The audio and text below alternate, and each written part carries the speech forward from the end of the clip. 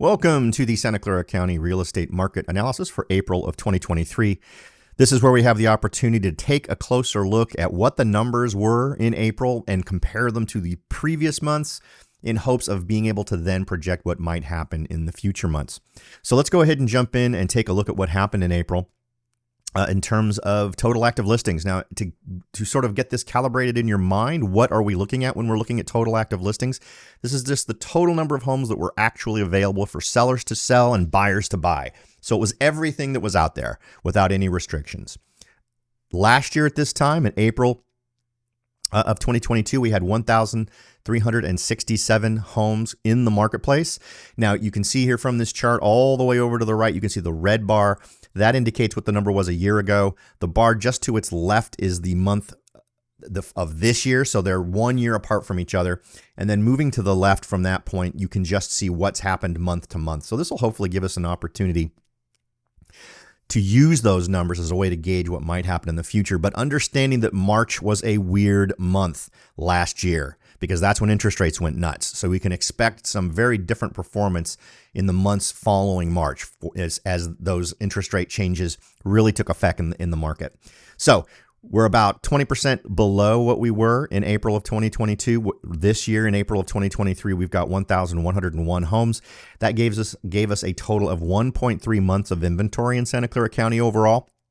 Now, that's significant because on average, 4.5 to 6.5 months is considered the average for the country in terms of having a balanced market. That's the range that would be considered balanced.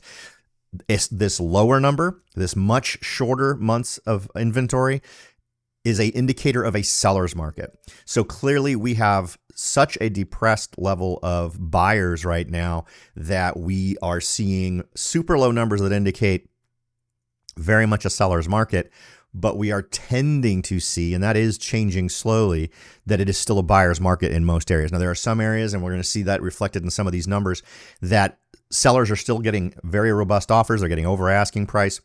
But what's interesting is this is the peak, right? This April, May timeframe is typically the peak of the market for the year. So the best numbers for sellers should be happening right now. So we'll keep that in mind as we go. Now, what's going to happen as we move forward? We can see that in last year, between April and May, we had an increase in the inventory. It wouldn't surprise me if we see that again this year. We had a dramatic increase last year, which I think was more representative of the fact that as of March, we started to see a depressed lower level of buyers. So we started to accumulate homes more quickly. So I don't think we're going to see a dramatic increase as we did last year. It wouldn't surprise me if we continue to see increases, but it just won't be on the level that we had last year.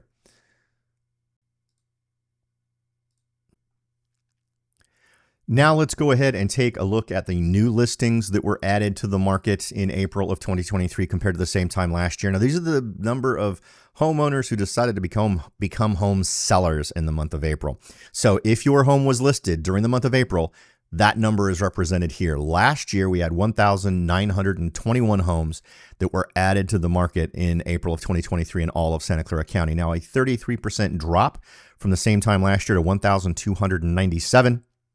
We can see very little growth between March and April this year in 2023. Between March and April of last year, we actually saw a decline. But also keep in mind, remember what happened in March, that news of interest rates. So fewer sellers came onto the marketplace right after those increased interest rates happened. So that's an indicator that sellers were simply seeing a softening of the market, that less buyers are likely to be out there. And I think that negatively impacted the number of sellers who wanted to come onto the market in that following month in April of 2022. But then as we started to head more into the summer season last year, we saw a really big jump in May of 2022. What will we expect to see this year? I would expect to see another increase between April and May of 2023. I would not expect it to be gigantic, but let's also keep in mind, we're looking at peaks here. So April and May, as I said, typically are the peaks. March and May of last year were the peaks with an odd April simply because of those interest rate changes, in my opinion. But my guess is we will see another increase in the total number of homes added to the market, but that it will be relatively mild. And then from then on, it will decrease as we see it decreasing last year from May all the way down to December, and then another increase in 2023 as we go into January, February, and March in the first quarter of 2023. So this is it. For all of 2023, we have defined what is typically the peak of our market, so we can expect declines moving all the way forward through 2023 until we hit the beginning of 2024. Now, let's go ahead and take a look at sold and pending. The reason why I'm starting to show pending is because we want to try to anticipate what's going to happen in the following month. So let's look. We've got a 49% decline in the total number of homes sold. Last year in April of 2022, we had 1,618 homes sold. This year, 824 for nearly a 50% drop. In terms of pending homes, we have a 28% drop. So not as much of a drop in pending homes, which would indicate a relatively robust May. Now let's take a look at what we've got. We have steadily increasing pending numbers since December of 2022. We have an increase between March and April of 2023 for pending homes, which would indicate to me that we will see an increase in the number of homes sold next month in May. However, check this out. We had a relatively mild jump between December and January, and then we saw a relatively mild jump in February of 2023. In February of 2023, we saw a big jump in the total number of pendings, and we saw that reflected in March. But check out the pendings in March of 2023, and then what actually closed in April of 2023. Despite the fact there was an increase in pendings, there was a decrease in solds in April. So that's an interesting thing to note, which may indicate it is taking longer for some loans to close for whatever reason, most likely financing. It could also indicate challenges relating to financing where financing isn't going through and we're having an increased number of homes that are failing to close. So interesting, something to note that something that would have indicated to us an increase in the number of homes sold in April of 2023 did not materialize. So let's go ahead and take a look at average original list price. And average original list price is what sellers expected to get for their home when they listed it. This is the number that was entered into the multiple listing service the day the home went on the market. So this is a look inside of the mindset of sellers. What were they expecting? And in April of 2023, they were expecting 9.5% more than they were getting in April of 2022. We can see that the average original list price was $1,943,000 in Santa Clara County on average, whereas a year ago in April of 2022, that number was $1,774,000. So quite a difference, right? We can see that expectations were way up. Now let's take a second and compare what we got in terms of expectations with what the actual sales price was. Now, as we look at these numbers, we can see that the average sales price from the same time the previous year is down 6.1%. So we did see in April of 2022 an average sales price of $1,894,000. This year in April of 2023, $1,778,000. And you can see that the original list price for Santa Clara County was $1,900,000. So we're $200,000 off from what expectations were or what hopes were in terms of sellers. So I think that's something substantial that we need to keep track of as this continues to be the truth, as we continue to see this disconnection between list price and sales prices.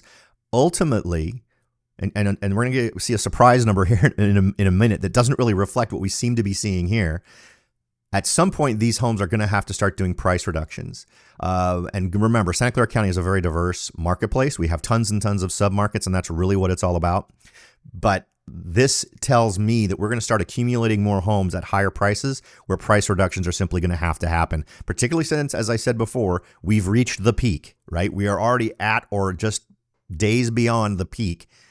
And that's just the reality we're going to be dealing with for the rest of the year. And as sellers who must sell this season realize that they need to make a change to be successful, prices are likely going to get reduced at an increasing rate. Now, percent of list price. This contradicts everything that we've just talked about.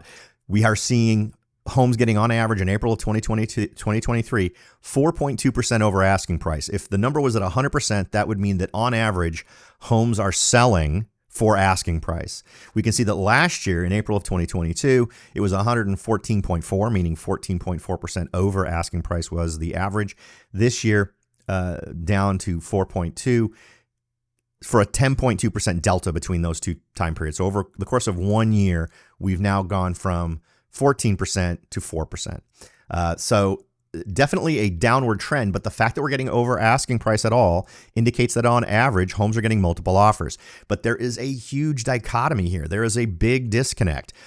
While this is very true in some markets, in other markets, it is not true at all, and homes are selling for below asking price. So this is one where we can talk about what the averages at the county level, but your local reality in your city or even your neighborhood within your city, particularly if we're talking about San Jose, could be completely different. So this is a tough one to sort of digest given the numbers we've been looking at in terms of what we've been seeing, but it's going to be about your local reality. It's going to be about your micro market on whether or not you are getting above or below asking price. But no matter how you slice it, the numbers are down in terms of average sales price. And eventually this is going to drop back down. Now, you can see, obviously, we're not at the peaks we were a year ago. What do we expect this number to do in the coming months? We can see that in April, we were at our peak almost. We had March and April were our two peak months last year. And from then on, they declined. My guess is that we will see relatively flat performance in April and May. April and May are frequently very closely related to each other in terms of being peak numbers. But my estimation would be that at least once we get into June, we will start to see these numbers drop, and we will see them drop to below 100% as the average experience for buyers and sellers in our marketplace is that homes are selling for below asking price. If there's a dramatic change in interest rates, if interest rates were to make a crash and we suddenly saw, sub 5% interest rates again, I think this could change quickly and we would suddenly be right back in a super hot seller's market. And with this super low inventory, stuff would sell off very quickly. Now, let's go ahead and take a look at days on market. We can see that we've had a pretty steady decline since January of 2023. This is all pretty typical, but what we're going to look for here is the relationship of 1 month to the months around it rather than how much of a change there was. Now, we've got 19 days. That's 90% longer than it was a year ago when it was only 10 days. But if we look at April of last year, we can see that was the lowest point. And we were still feeling the effects of exceptional interest rates in April, because remember, it takes 30 to 90 days for those interest rate increases to completely impact the data that we see, because you can lock in your rates, right? You can do a 30-day lock, you can do a 40-day lock. So anybody who managed to get a lock on a great rate in late March or just before things hit in March, that would have closed, and then that's what would have been reported as the days on market.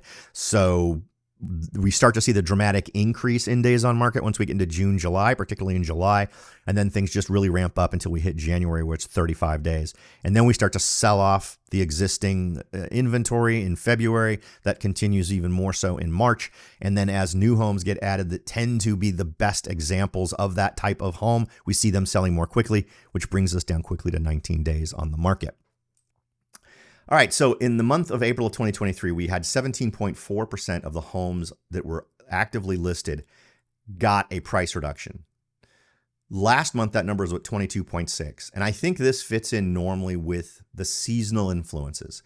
We had a lot of homes that we had an even higher number earlier in the year as home sellers realized they needed to be competitive in the upcoming market. They saw that the peak time is coming. I want to be ready with an appropriate price. So we saw increased numbers of homes that were reduced in price. This month, we're seeing less as sellers are still riding the wave of what's going to happen this season with my home. Can I get the price I want? But the reality is, given what we saw in terms of homes listed at the original list price, the out of whack number indicates to me that we will see an increase in this number in the coming months. We may not see it in May, but it wouldn't surprise me if we start to see this number increasing in June. It wouldn't surprise me if this stays flat for April, between April and May, and then starts to increase after that. So hopefully that's some useful information to you. We've done a little bit of crystal ball gazing. It's always tough. Big things that could change this: a dramatic reduction in interest rates would almost instantly push us into a much more robust seller's market, because it would bring buyers back to the table. I don't see that happening, and I'm not sure what would potentially be such a dramatic influence on interest rates that they would be dropped so low. And so I don't think that's a realistic thing to expect. So moving forward, I expect declines in all the numbers we talked about leading up to now. And I think we can all make some decent decisions based on that particular data for the county overall. And of course, it's all about micro markets in your specific area. The best way to understand what's going to happen to your home or what's happening to your home's value is to look into what the current value of your home is in your micro market. Now, I've got a great tool at my website. The muscle behind it is an artificial intelligence tool called HomeBot. And it is a great tool, not just for finding out what your estimated home value is, but also as a homeowner tool to evaluate your mortgage. What would be the effect if you paid more towards principal every month? How much shorter would your pay period be, and how much money would you save over the life of the loan? Does it make sense to refinance with just sort of a red light, green light? Right now, you can get these refinancing loans, and based on what it knows about your loan, does it make sense to refinance anywhere? And it just honestly gives you the lowdown on that. How to tap your equity, what to do with that equity, a what if tool in terms of what if I rented my home either short term or long term, what kind of profit generation could that be? And the tool will even let you theorize if you took that money and put it towards your mortgage, what would the effect of that be? So it's a great tool. I strongly suggest it for all of the folks that I encounter. Completely free. I provide it to all my clients. Feel free to head on over to soldbyrobert.com. Right there on the front page on the top left, there's a place to enter your address to get a free home market analysis. That's the tool. And again, you'll get that free market home estimate, but I don't even think that's the biggest win for you with that tool. The other tools are going to be far better for you getting a really good handle on what's going on with your home, the asset it represents in your life. All right, folks, the goal is always to leave you with more knowledge on the table than I take up in your time. Certainly hope we've accomplished that this time. Thanks again for listening, and I'll talk to y'all next time.